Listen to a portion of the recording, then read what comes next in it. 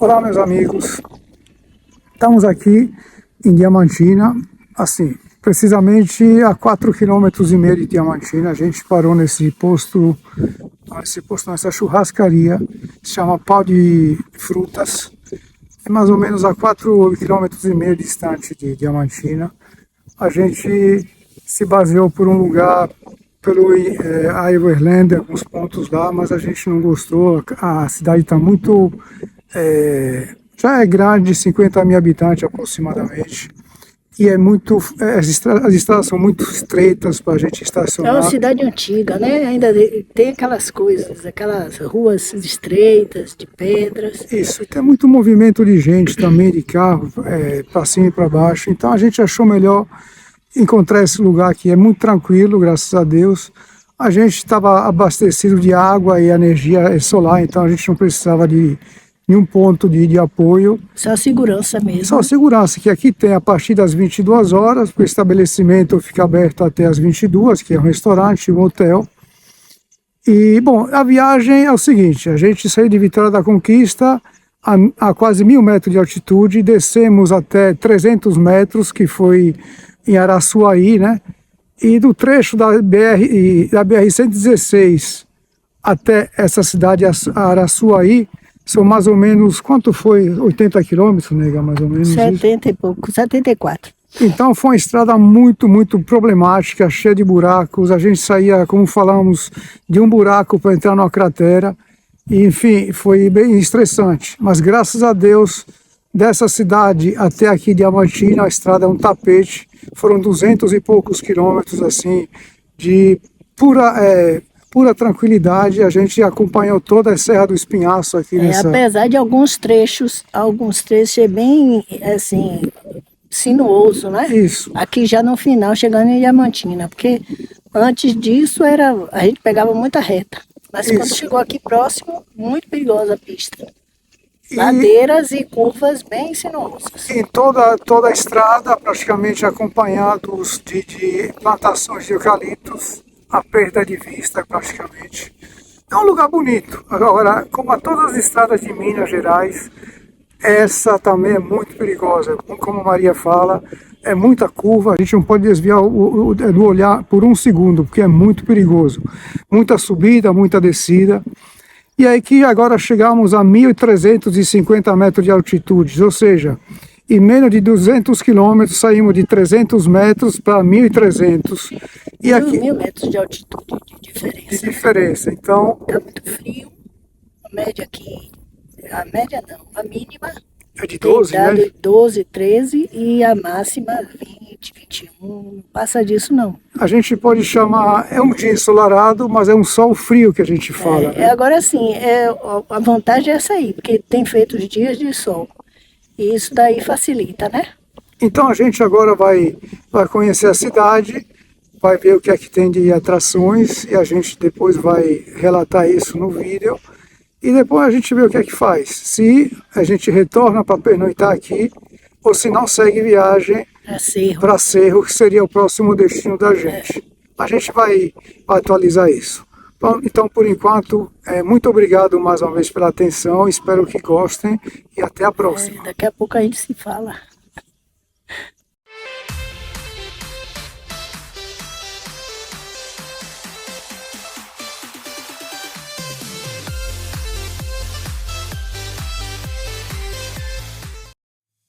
A cidade de Diamantina localiza-se a 285 quilômetros de distância da capital Belo Horizonte, a uma altitude média de 1.280 metros, emoldurada pela Serra dos Cristais, na região do Alto Jequitinhonha.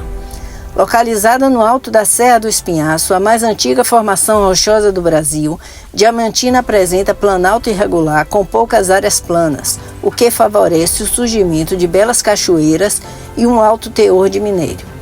O solo é pobre e permeável, com vegetação típica de campos rupestres, onde é extraída a planta sempre viva utilizada em trabalhos artesanais de arranjo de flores. A vegetação nativa é a caatinga e existe alguns vestígios de cerrado na região. Em algumas áreas, há uma grande fixação de água. Durante as buscas por ouro nos morros e vales ao norte da comarca de Cerro Frio, alguns garimpeiros encontraram jazidas de diamantes, inicialmente exploradas de forma clandestina, inclusive por oficiais da coroa de Portugal. Somente em 1729, a existência de minas de diamante foi oficialmente reconhecida. Assim, alguns documentos do período atribuem ao português Bernardo da Fonseca Lobo a descoberta de diamantes em suas datas de mineração e, a partir de então, o Arraial se tornou uma das mais desejadas áreas de garimpo da capitania de Minas Gerais. Foi em 1771 que um decreto determinou a criação da Junta da Administração Diamantina do Tejuco. A partir de então, toda a extração de diamantes ficaria por conta da Fazenda Real e somente a Coroa de Portugal poderia extrair e vender essas mercadorias. Implementada pelo Marquês de Pombal, o decreto também criava uma série de regulamentos rígidos para o distrito diamantino. Como forma de manter o domínio total do território da Intendência dos Diamantes, o Arraial do Tejuco permaneceu como uma simples capela filial ligada à Vila do Príncipe, atual Cerro, até 1819. Assim, na virada do século XVIII para XIX, apesar de não ser uma vila ou município independente, o Arraial do Tejuco era a terceira maior povoação da capitania de Minas Gerais. Com o declínio da extração diamantífera ao longo da primeira metade do século XIX, ocorreu uma gradual alteração da produção econômica regional, assim como em outras regiões de minérios da agora província de Minas Gerais. Ao longo dos anos, a produção agropecuária que surgiu no entorno do Tejuco para abastecer sua população tornou-se a principal atividade econômica. Em 1819, o Arraial do Tejuco foi elevado à condição de distrito da Vila do Príncipe e, apesar de contar com uma população maior desde meados do século XVIII, a emancipação de Diamantina ocorreu somente em 1831. Nesse mesmo ano, o antigo arraial passou a se chamar Diamantina, fazendo referência às atividades econômicas que fez surgir a localidade. Em 1838, Diamantina foi levada à condição de cidade, reflexo da posição de destaque conquistado pelo antigo arraial do norte do estado de Minas Gerais. Em 1938, Diamantina comemorou seus 100 anos de elevação à categoria de cidade, recebendo do Instituto do Patrimônio Histórico e Artístico Nacional o título de Patrimônio Histórico Nacional. Com a chegada de Juscelino Kubitschek ao governo do estado e posteriormente à presidência da República, são feitas muitas melhorias em Diamantina. No ano de 1999, foi elevada à categoria de Patrimônio da Humanidade pela Organização das Nações Unidas para a Educação, a Ciência e a Cultura. O Centro Histórico de Diamantina é um destacado ponto turístico que encanta visitantes com o seu rico patrimônio arquitetônico e cultural. Caracterizado por suas ruas estreitas de pedras e casas coloniais preservadas, este local inclui marcas históricas como a Igreja de São Francisco de Assis, a Casa de Juscelino Kubitschek, o casarão onde morou Chica da Silva, a Igreja de Nossa Senhora do Rosário e tantos outros, oferecendo uma imersão na história do ciclo do ouro e dos diamantes no Brasil. Além disso, é famosa por suas tradições culturais, como as serestas e vesperatas, que tornam a visita uma experiência memorável.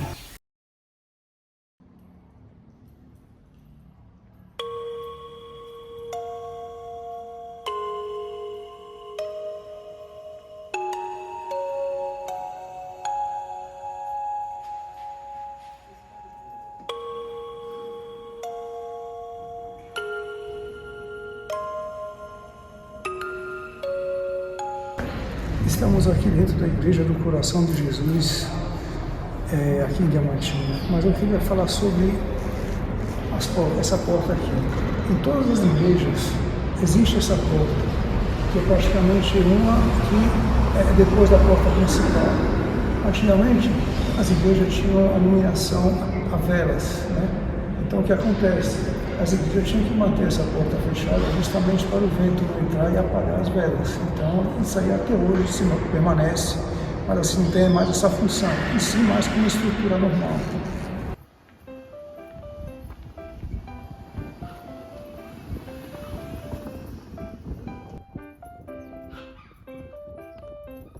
Nós e as ruas de pedras. Gadu.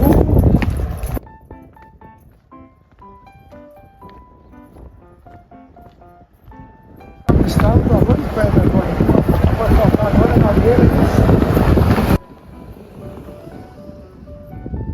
Olha o cheirinho da comida mineira.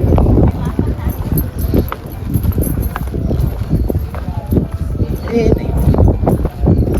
Haja perna depois pra gente voltar, viu? Haja perna depois pra gente voltar. Musculação muscular. Ainda bem que a gente parou ali, viu? Pra descer aqui.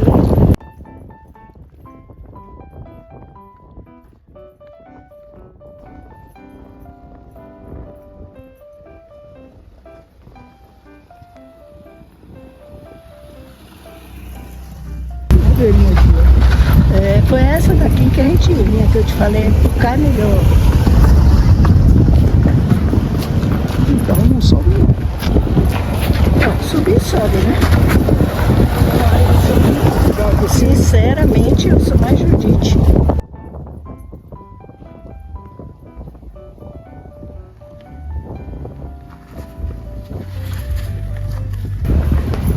Aí a casa dela, acho que é isso. Tá mesmo.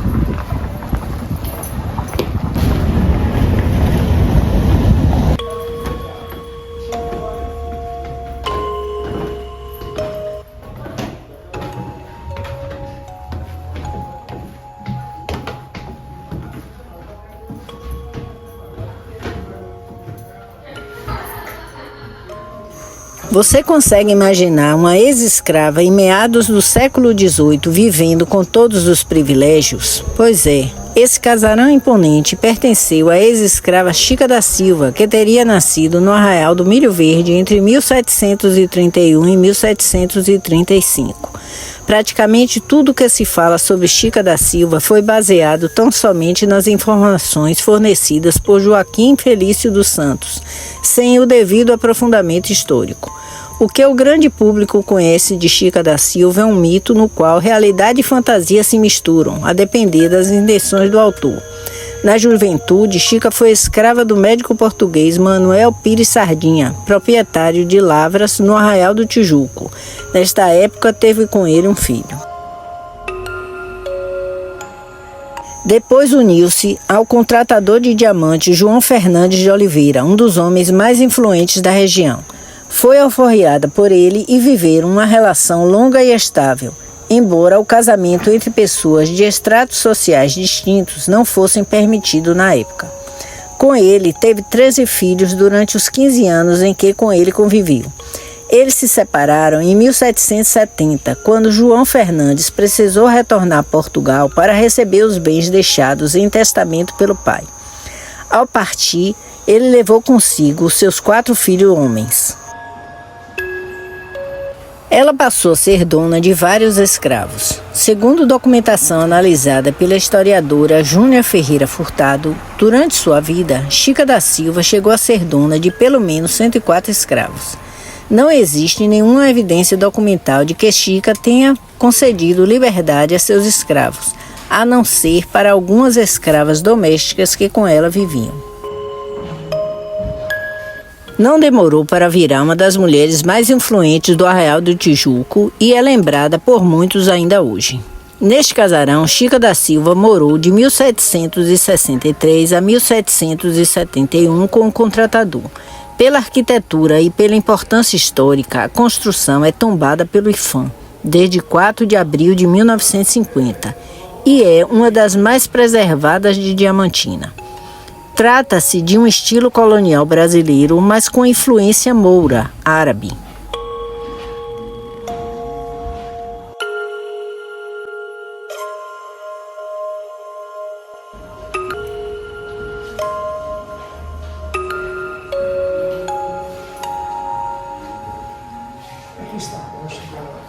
As paredes internas são de pau a pique. Os forros também são sofisticados. Infelizmente, não há registro dos bens da Chica da Silva. Atualmente, o casarão abriga o acervo do Museu do Diamante, cuja sede está provisoriamente interditada. No acervo do museu você encontra móveis da época e objetos que mostram a vida do Tejuco no século XVIII, mas nenhum deles pertenceu a Chica da Silva. Uma série de lendas envolve sua memória. No andar superior, os quadros associam Chica da Silva aos 7 pecados capitais.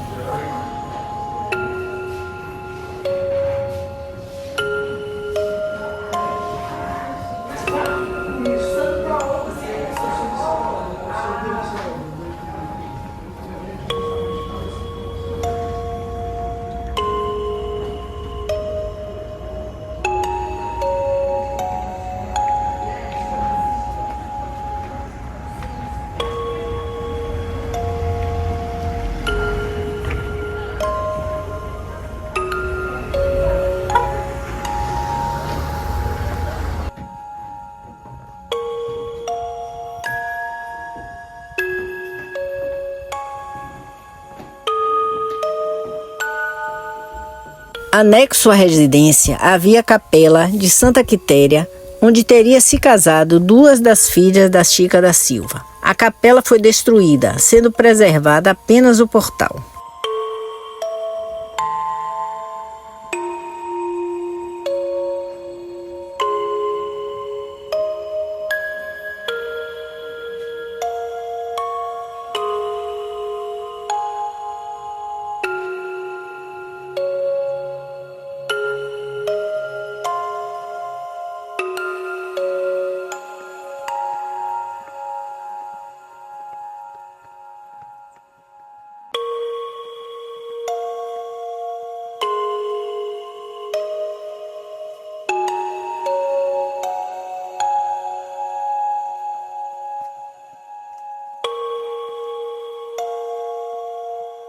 Apesar de ter pedra praticamente no piso todo, a terra é muito fértil. Onde a planta pode agarrar sua raiz, ela se desenvolve. Olha bem as mangueiras, as bananeiras, como crescem rápido. A terra aqui é boa.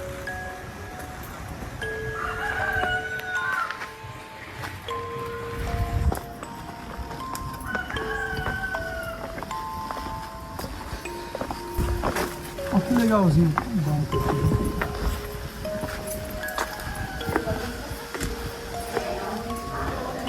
Que gostoso. Que casa grande. Ela morava bem, viu? Morava bem.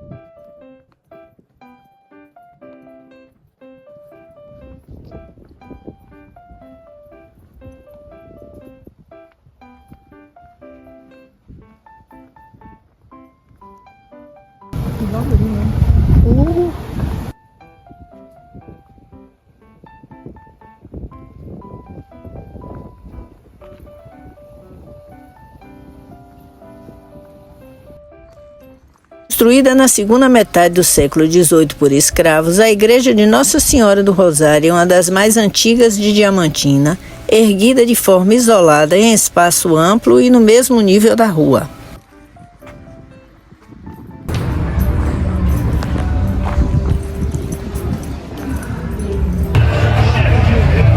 A Feira do Mercado Velho acontece todos os sábados aqui no Centro Histórico a partir das 8, onde existe a venda de produtos locais, hortifruti, comidas, artesanatos, música aqui também não falta. Olha que legal, vamos começar por lá?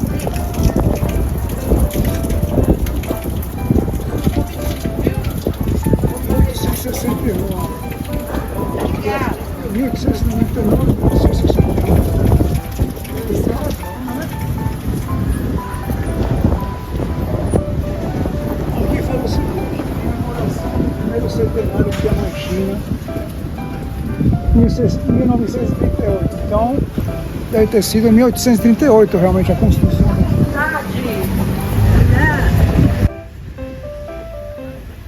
No local em que está situada encontrava-se a antiga Igreja Matriz de Santo Antônio, construída no século XVIII. Com a criação da Diocese de Diamantina em 1854, a matriz foi elevada à condição de catedral, que passou por algumas reformas, porém acabou sendo demolida em 1930. Em seu lugar foi construída a atual catedral, cujas obras foram concluídas em 1940.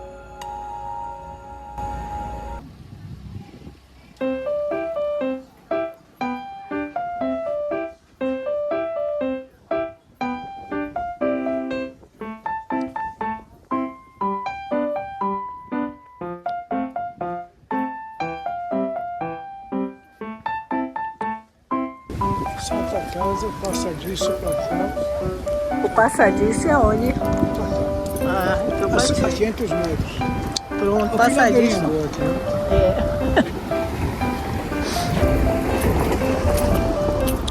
Bora por aí pelo meio, ó.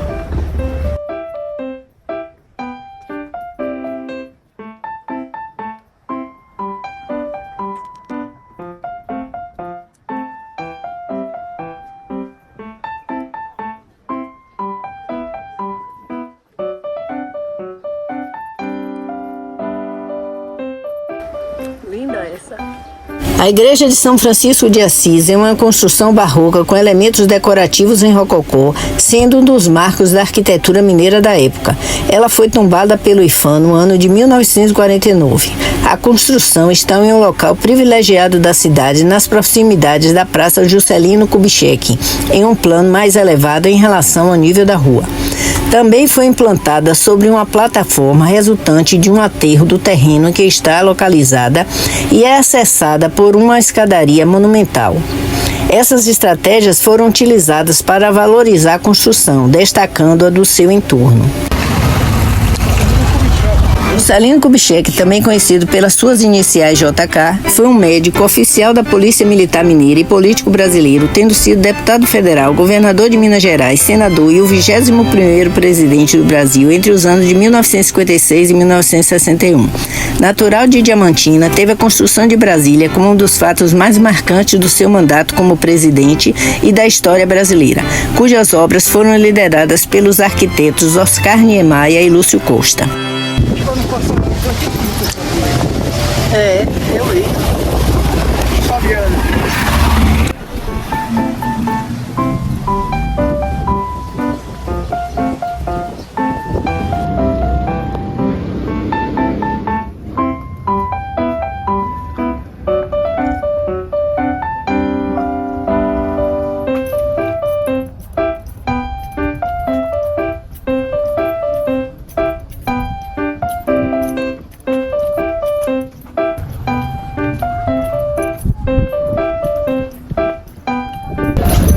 Primeira é essa aqui, né?